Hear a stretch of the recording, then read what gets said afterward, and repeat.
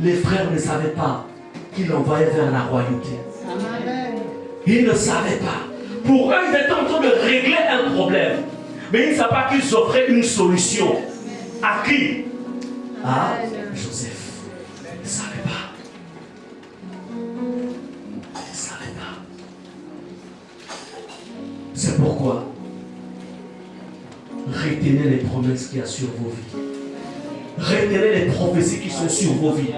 Retenez la parole qui assure. Retiens la parole qui assure ta vie. Retiens la parole. Est-ce qu'on ensemble? Amen.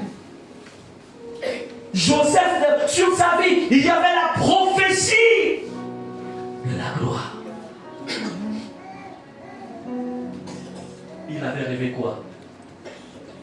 Il avait rêvé 11 épis, je crois. Donc qui s'élevait, donc qui se prosternait devant son épi à lui. Il se prosternait. La prophétie. Mais il y a des choses. Dieu n'avait pas tout révélé à Joseph.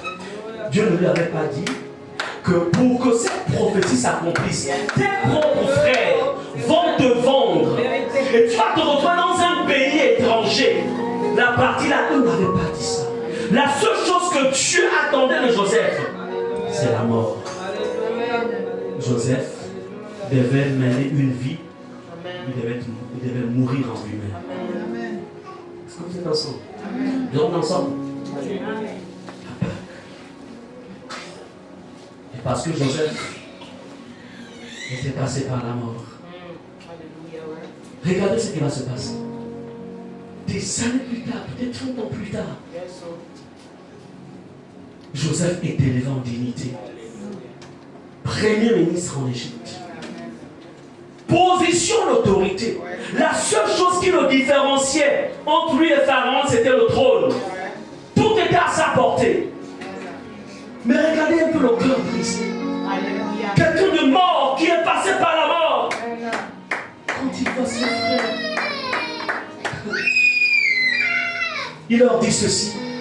Ce n'est pas vous qui m'avez envoyé ici, mais c'est mon Dieu, qui m'a envoyé ici afin de vous préserver.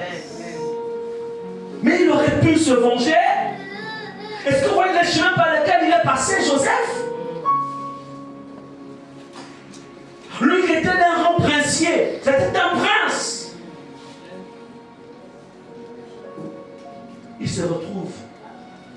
Quand on l'entraîne en Égypte, ce n'était pas un voyage d'un jour. C'était à travers le désert. Il n'y avait pas, ce n'était pas des chevaux, non. Parce que les chevaux vont vite. Ce n'était pas des chameaux dans le désert, attachés comme un esclave. Il arrive en Égypte. Il est vendu comme un esclave. Il arrive à la maison de Potiphar. Un semblant de changement de vie se produit. Après encore, il est accusé faussement. Il se retrouve en prison. Regardez comment la destinée de quelqu'un se dessine. La destinée de Joseph ne s'est pas dessinée dans la gloire, mais ça s'est dessiné dans l'épreuve. Ça s'est dessiné dans l'injustice. Ça s'est dessiné dans l'abandon. On l'a abandonné. Mais la prophétie suivait son cours. Bien-aimé, si il faut que vous vérifiez si tu es passé par la mort, tu dois accepter la mort. Sinon la prophétie, c'est-à-dire que l'approfondir dans ça, il y a plusieurs types de prophéties. Mais la prophétie la plus profonde, celle qui va te révéler une autre dimension, celle-là, il y a le prix de la mort. Tu ne parles pas de profession où quelqu'un te donner 10 000 francs, où on va te donner 50 000 et tu es heureux. Non. Ou bien cette profession où tu as peut-être un petit boulot, etc., où on te paye peut-être, je ne sais pas, à quelques centaines de mille et tu es heureux. Non. Il y a plus que ça. Il y a plus que ça. Il y a plus que ça. Il y a plus que ça.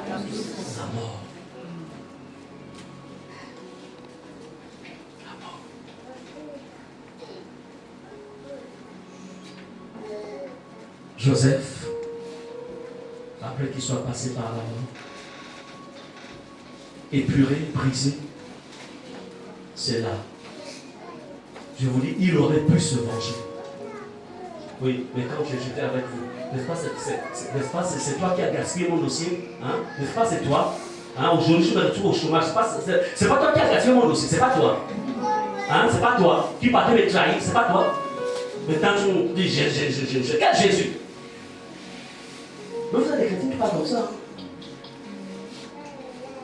Remplis de haine. Remplis d'esprit de vengeance. Remplis. Ne peut même plus dire bonjour. De toute façon, je vous laisse avec votre église. Je suis fatigué à vos histoires. Jésus. Je pense que la seule église, franchement, je marche pas ailleurs. Il y a un problème. C'est lequel? Le problème, c'est que tu es en train de t'éloigner des éléments qui te façonnent pour que tu meurs. Comme je disais, il n'y a pas de résurrection sans mort. La mort, ça fait mal. Que ce soit par fusil ou par couteau, la mort reste. Même moi qui prêche là, si quelqu'un rentre là, je dis Ryan, va là-bas, va régler ça. Puis je vais prendre mon corps, je vais aller là-bas. Peut-être que je vais ouvrir. Est-ce qu'il y a des en train de s'en sortir là-bas? Puisque le chef de la sécurité. En fait, une manière de parler, je vais dire. Compris, en fait, face à la mort, tout le monde a tendance à fuir. Mais ici, c'est la mort spirituelle. Qu'est-ce qui est mort en toi? Tu dois identifier chaque domaine de ta vie. Pendant ces temps de Pâques, cesse d'être agité. Retire-toi dans ta pièce, dans ta chambre, et examine qu'est-ce qui est passé par la mort. Et ce qui n'est pas passé par la mort, tu viens devant l'autel, en fait, devant au niveau des parvis. Tu viens sur cet autel, c'est l'autel du sacrifice. Et tu dis, Seigneur, l'orgueil est encore là, je sacrifie l'orgueil. La colère est encore là, je sacrifie la colère. Seigneur, le racontage, c'est-à-dire parler du mal des autres, c'est encore là. Le doute, c'est encore là. Tout ce que tu connais, tu amènes ça sur l'autel. Amen. C'est important. Le chemin de la gloire, le chemin qui conduit à un autre niveau avec Dieu est un chemin qui est jalonné, encore une fois, d'épreuves. Vous devez avoir les deux côtés du christianisme. Il y a la gloire, il y a la paix, il y a la présence de Dieu, oui. Il y a Dieu qui exauce, mais de l'autre côté, il y a aussi les épreuves. Donc, l'expérimentation de la mort effective. Regardez ce qui est écrit dans Jean 12, verset 24 à 25. Jean chapitre 12, verset 24 au verset 25. Jean 12, 24 à 25. Oui, vas-y, savant de Dieu. 24 à 25. La parole de Dieu. En vérité, je vous le dis, si le grain de blé qui est tombé en terre ne meurt, il reste seul, mais s'il meurt, il porte beaucoup de fruits.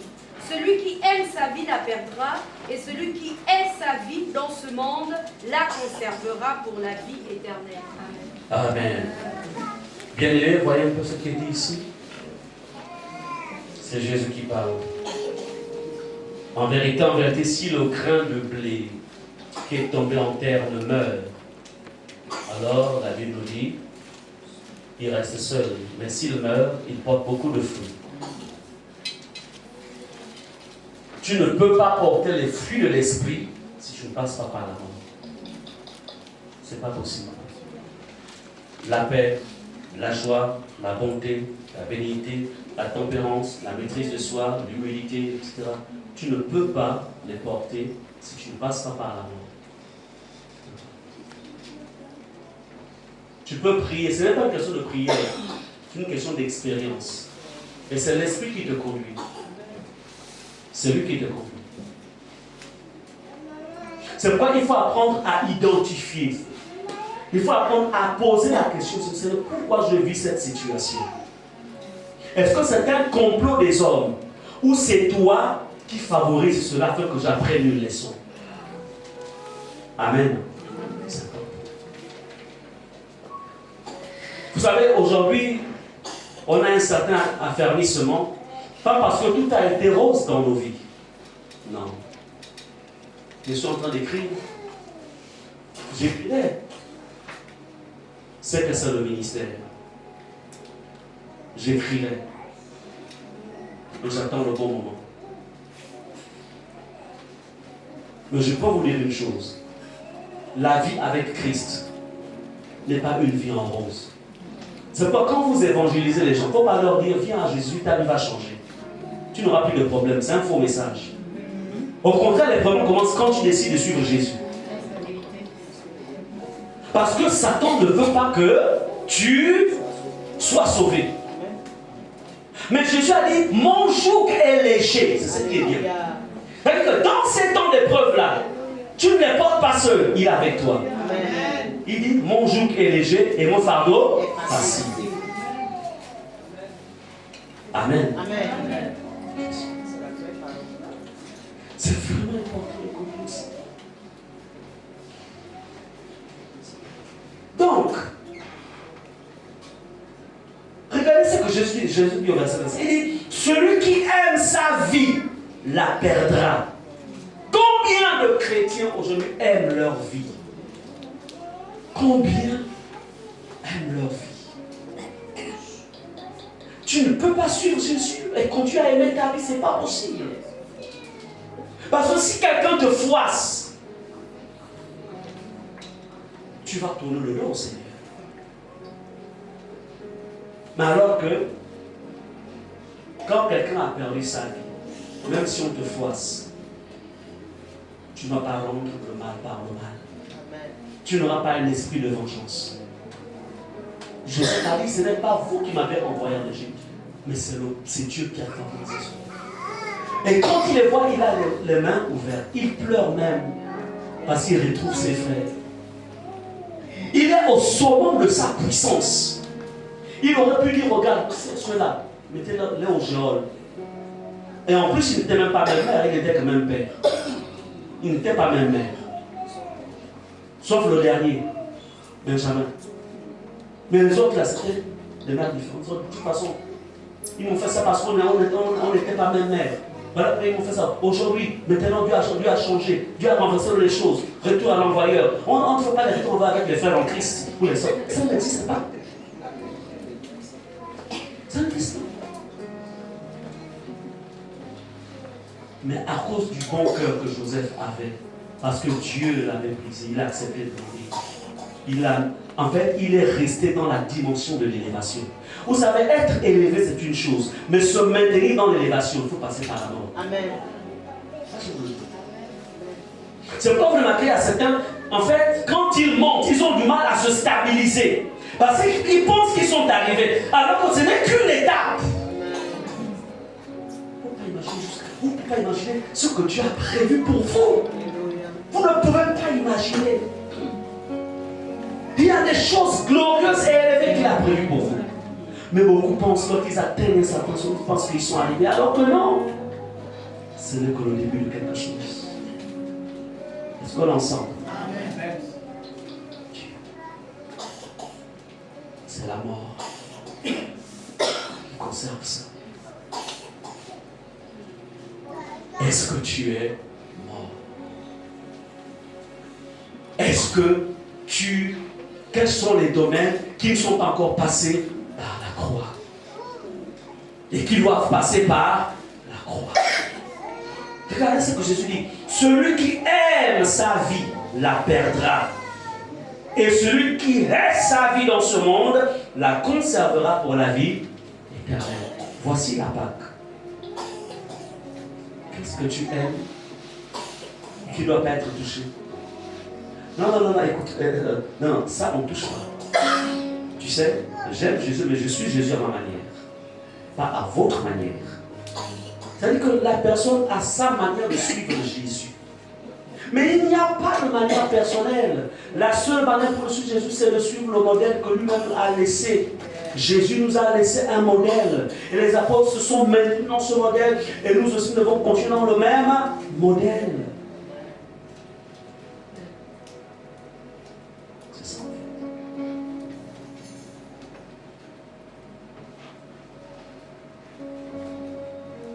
Luc 14, 27.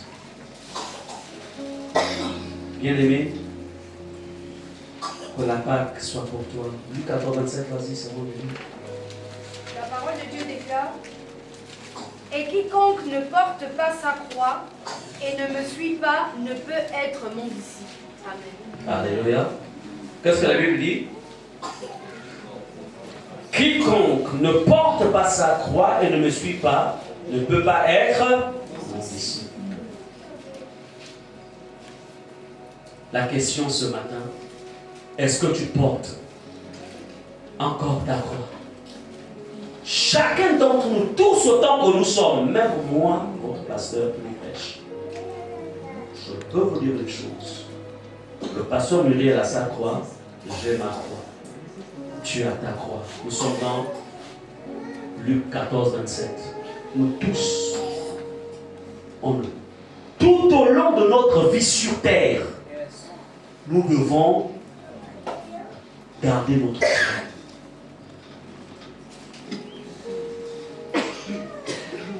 Je dis, quiconque ne porte pas sa croix et ne me suit pas ne peut pas être mon disciple. Donc quand Jésus portait la croix pour aller au mont Golgotha, c'était un modèle qui nous laisse. Comme autant j'ai porté ma croix, vous aussi devez porter la vôtre. Alléluia. Donc parfois il y a des injustices que vous pouvez vivre. Il y a des méchancetés que vous pouvez vivre. Il y a des épreuves que vous pouvez vivre. Avant de chasser les démons, va d'abord dans la présence de Dieu et pose la question au Seigneur. Est-ce que ça vient de toi? Ou alors c'est vraiment un démon, un sorcier qui m'attaque? Est-ce que nous sommes d'accord? Parce que sinon tu vas te mettre à combattre. Et c'est là parfois beaucoup qui combattent, mais ça ne change pas. Et dit non, ça que je n'ai pas la puissance. Non, c'est pas que tu n'as pas la puissance. Peut-être que c'est ta croix. Est-ce qu'on est ensemble? Peut-être que c'est ta croix. Tu fais bien les choses, tu travailles, mais il y a toujours quelque chose qui vient de toi. Est-ce que ce n'est pas ta croix? Est-ce que cette croix n'est pas un domaine, n'est pas là pour traiter un domaine de ton caractère, un domaine de ta vie? Est-ce que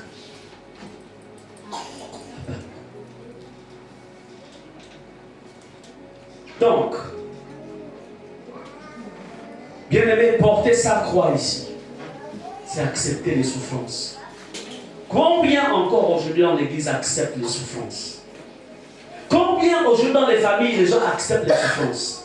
Au point où certains peuvent dire, bon, de toute façon, vous ne me verrez plus. Hein. Je préfère me retirer, moi, ma femme, mes enfants, ou s'il est célibataire, moi je préfère m'exiler parce que cette famille me gaze, vous me fatiguez.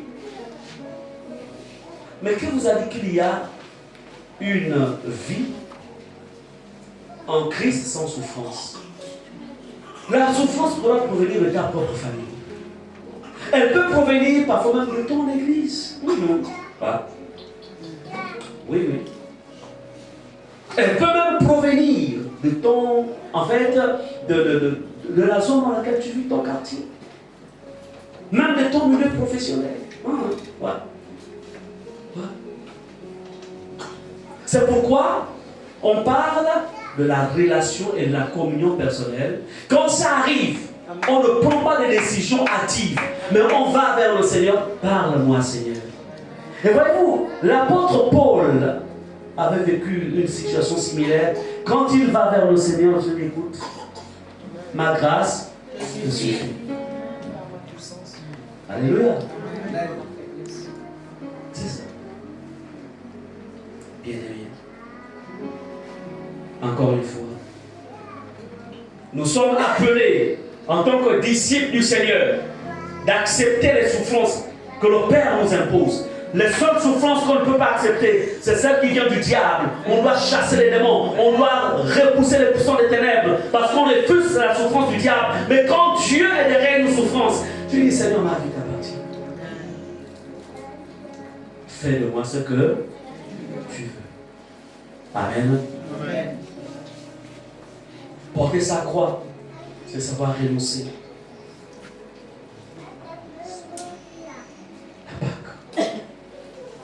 Bien-aimé, au-delà de la mort, je vous ai présenté quelque part au côté mort de la Pâque. Et la question qui va rester ce matin, c'est la suivante. Quels sont les domaines qui sont encore morts? Lorsque la mort vient devant ta porte, attention. Si tu dois monter sur le bûcher, monte. Regardez Isaac avec quel âge? Isaac, quand son père Abraham fait Isaac à quel âge? Abraham devait avoir 100 ans. Lorsque Abraham prend Isaac, quand Dieu dit prends ton fils, ton unique, viens de le sacrifier. Isaac était en fait dans la période de son adolescence, il devait dans les 10-11 ans comme ça. Amen. Il était adolescent. Mais regardez comment cet enfant, le père a le couteau. Et il est vieux, croulant quand même. Parce qu'un enfant de 11 ans peut faire tomber son père. On est d'accord? Il va se mettre à courir. Comme certains, parfois, on veut les chicoter, courir avec leur petit caleçon pour aller se cacher quelque part. Nous tous, on se cachait, on fuit. Tu vois le parent avec la chicote, tu cours. Et la même chose qu'ils étaient dans la brousse. On dit ça comme ça. Donc le petit voit le papa avec le couteau. Il voit en même temps aussi, il voit ce qui devait servir le bûcher, c'est-à-dire, on va dire, les fagots de bois. Aujourd'hui, disons aussi, bon, il y a aussi le pétrole à côté. En ce temps, il n'y a pas de pétrole. Et attends, papa. Mais, on est toi et moi. Tu vois le bois. Tu vois le couteau. Mais, papa, où est l'agneau? Le petit peut commencer à soutenir son père. Amen. Parce qu'ils sont intelligents, les petits-enfants. Il a dû enregistrer le chemin. Il aurait pu faire. Alors je vais chez maman. Papa veut me tuer. Mais ce qui est vraiment, c'est-à-dire que Isaac est le symbole de la mort. Son père le prend. Son père l'attache. Il a 11 ans. Entre 11 et 14, il attache. Le petit se fait attacher par son père. Le père le fait coucher. Le petit est là. Il peut crier maman Sarah. Il n'a pas crié. Amen. Il n'a pas crié. Il voit le père qui soulève le couteau. Il dit papa, tu fais quoi? Papa. Il le fait. Non, mais essayons un peu de vivre cette histoire. Parce que quand on la lit, on ne réalise pas toutes les étapes. Amen. Et c'est la voix de Dieu qui fait arrêter la main d'Abraham. La mort. Et le petit repart avec son père. Maman, papa a failli me tuer là-bas. Il est resté silencieux. D'accord. Quelle preuve de mort.